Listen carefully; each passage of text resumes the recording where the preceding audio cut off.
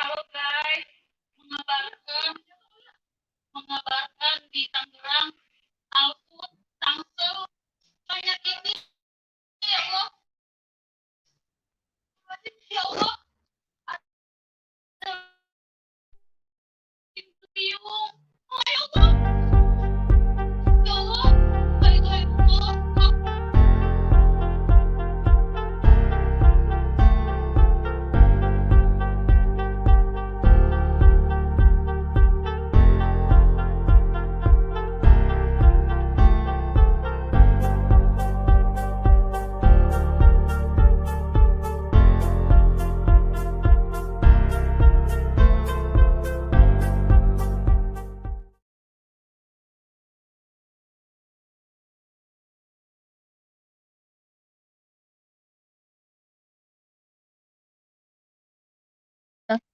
Jatuh.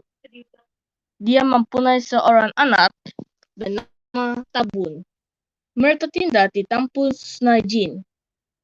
Pada suatu hari, batin awan itu pergi memburu rusa di gunung tapis.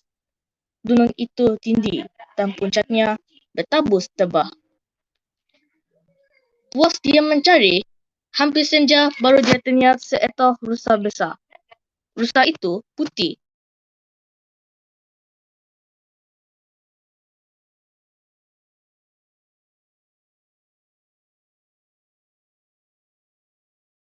Membawanya pulang. Semua anak buahnya bersukaria. Esoknya, batin itu mati menejut. Tak orang dia terkena pada rusa putih itu. Batin jatuh itu ditebumikan di sungai emas di tepi tanam air panas. Sejak itu, tidak tabun seorang diri. Ibunya telah meninggal. Hayanya meninggalkan sebatang sumpit untuknya memburu.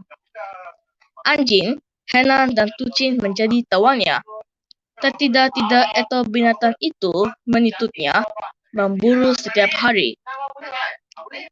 Pada suatu hari, ketika dia sedang memburu, hujan turun lebat. Dia tertidur di dalam sebuah gua. Di dalam gua itu, dia nampak seorang tua. Orang tua itu sedang menantang sebiji batu lebih. Batu itu terlalu berat. Dia coba menantangnya beberapa kali tapi tidak berdaya. Orang muda tenang angkat batu ini. Atau akan mendupa tamu dengan hadiah yang banyak, kata orang tua itu. Tabun tidak berkata apa-apa. Dia menantang batu itu. Rupanya batu itu menutup sebuah lubang. Lubang itu menuju ke bawah gua itu. Di dalamnya tersembunyi barang-barang emas dan batu-batu permata. Tabun terperanjat melihatnya. Cerita cincin itu. Ambil barang lain yang kamu mau, kata orang tua itu. Tabun pun mencari cincin itu. Akhirnya dia terjumpa sebentuk cincin mata biru. Cantik betul cincin itu. Dia menurunkan cincin itu ke jarinya. Amboi, cantiknya cincin ini, katanya. Tiba-tiba cincin itu bercetak.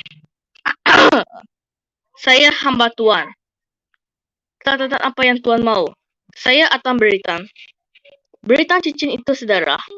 Jika tidak, aku akan tutup lubang dua ini. Kamu akan mati di dalamnya, kata orang tua itu. Tabu menempatkan cincin itu ke atas. Orang tua itu menyambutnya dan menutup lubang itu serta-merta. Selepas itu, dia terbang dengan kesaktian cincin itu. Tabun terturun di dalam gua. Semua barang bernilai itu kepunyaannya. Dia akan menjadi orang yang terkaya di negeri ini.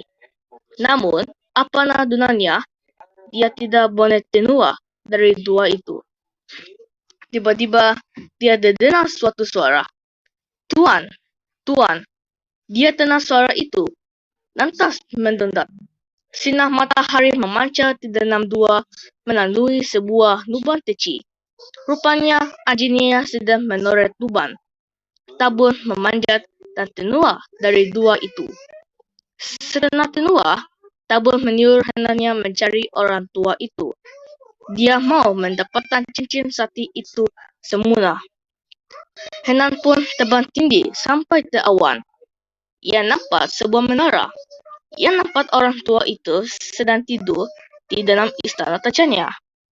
Henan terbang pulang untuk mengambil tucin. Ia mencentam tucin dengan kedua-dua benar kakinya. Henan pun terbang semula membawa tucin. Apabila sampai di istana itu, tucin berlari di dalam dapur istana. Di situ ia menentang Raja Titus. Raja Titus itu menderita takut. Orang tua itu telah mencuri cincin hemat Tuan Atu. Cerita cincin itu saudara. Tatucin. Raja Titus memintakan semua Titus menghadapnya dengan saudara. Ia suruh Titus itu mencari cincin. Seketika kemudian, seekor Titus mondot berkata, orang tua itu menyimpan cincin itu di dalam tinamnya. Ambil cincin itu perlahan-lahan. Berhati-hatilah, jangan sampai orang tua itu terjaga. Titus itu mendidik tinam. Orang tua itu dari bawah kakinya. Mereka mengambil cincin itu. Raja Titus memintanya kepada Henan. Henan menyimpan cincin itu di dalam perutnya. Ia pun membawa tucin terbang pulang menemui Tabun. Tabun menaruh cincin itu di jarinya. Cincin itu bercakap, perintah apa saja, saya sedia menentukannya. Tabun meminta supaya harta di dalam dua itu dihantar ke tampunya. Tabun pulang seperti orang kaya. Dia pun menjadi batin muda tahun jatuh di Serajin.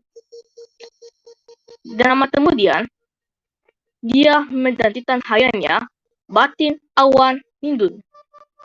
Pada sepanjang masa,